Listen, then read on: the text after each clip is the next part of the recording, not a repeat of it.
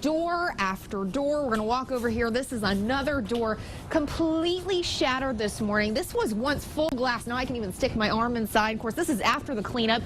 Just a start of the damage here. In so many words, Cruz said, "All right, Donald Trump, sue me." It's following this cease and desist letter that he says he got from Trump's lawyers today. They want him to take down a TV ad that he posted this week using clips from an interview Trump did back in 1999. We are here in the yard of this home on Hicks Road in Pendleton. That's in Anderson County. As you can see, we are dealing with some incredible damage from obviously a very powerful storm. Really a sad scene out here. Take a look. They've only been making the hybrid plug-in X5 model since August here at the BMW Spartanburg plant, and already you're looking at the 10,000th X5 that they've made. Do you feel that we have a race problem in America, and how do we fix it? Yeah, I mean, look. What is it going to take to get a Republican in the White House, and why should it be you?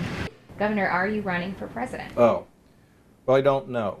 PM, a big night for the Marco Rubio campaign. They are hoping to make up some necessary ground following a disappointing 5th place finish in that New Hampshire primary. They have virtually crisscrossed the state this week, hoping to garner some necessary votes along the way, picking up some notable endorsements, including Governor Nikki Haley, who you just saw, as well as Congressman Trey Gowdy and Senator Tim Scott. The 4 of them together campaigning this week. They're calling themselves a new group of conservatives. Senator Marco Rubio is actually vowing to work with these people if he is elected president. Now, a win here tonight would be huge for the Marco Rubio campaign. They are not necessarily optimistic that's going to happen, considering Donald Trump has a sizable lead, at least in the polls here in the state, but they are eyeing that 2nd place finish. They are virtually jockeying for position with Senator Ted Cruz in the polls. They are neck and neck. So this is going to be a nail biter as results come in here tonight. Still, his team says they are optimistic and they are forward-looking, moving into Super Tuesday coming up on March 1st. For now, I'm reporting live in Columbia. Addie Hampton, 7 News. 7 News reporter Addie Hampton, the only local access to his unique campaign style. We were the only upstate station invited to join the Trump caravan today, as he made several campaign stops. That ride along opened the doors to see just how popular and polarizing the Trump campaign is, and how celebrity status could be the game changer that has other candidates worried.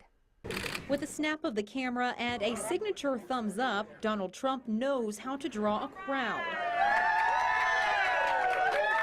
The seemingly untouchable Republican frontrunner has an average 20-point lead on the competition in South Carolina, making them sweat just 4 days before the primary.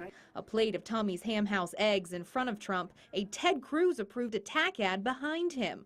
For those that support Trump, he's the guy that says what they want to hear. I just believe he'll do what he says he's going to do. For Tommy's Ham House waitress Martha Hutchins, Trump left a large tip and a good impression. I thought he was nice, real friendly person. I'm going to vote for him. Most everybody I know already going to vote for Trump. Everyone but Leonard Brown's own flesh and blood. I hadn't found anybody going to vote for anybody else except my daughter, and she's got a law degree, and she thinks he's a little rough. During the ride to our next stop, I spoke to political experts who agree with Brown's daughter, saying Trump's dramatic lead in the polls is inflated and an RNC nomination isn't a sure thing. Volunteers at Trump's Greenville headquarters think differently, cheering loudly as Trump rallied his troops, making the final push to Saturday's primary. As he ended his Greenville trip, waving to cheering fans lining Main Street, it's perhaps solidified the celebrity aspect of this campaign. To see him that close up and personal like we just did was fantastic. But only the ballot box will tell if South Carolinians feel he's presidential. And we got to be able to see them. Surrounded by burgers and shakes at the Beacon Drive-In in Spartanburg, Ohio Governor John Kasich says we're at war.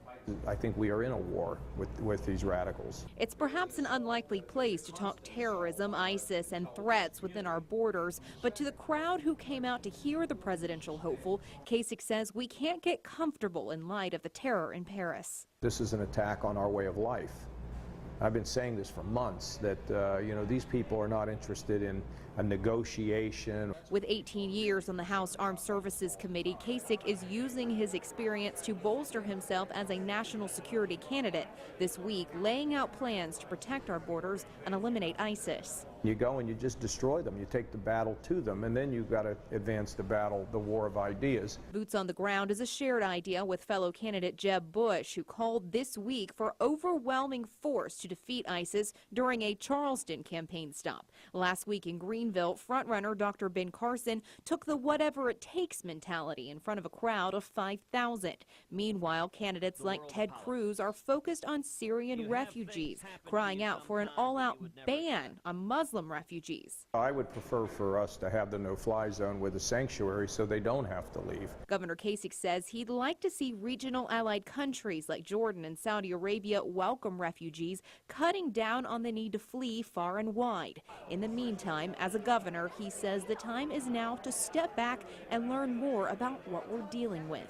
I think it's very smart to take a breather, take a break until all of the intelligence officials say, yeah, we think these people are safe.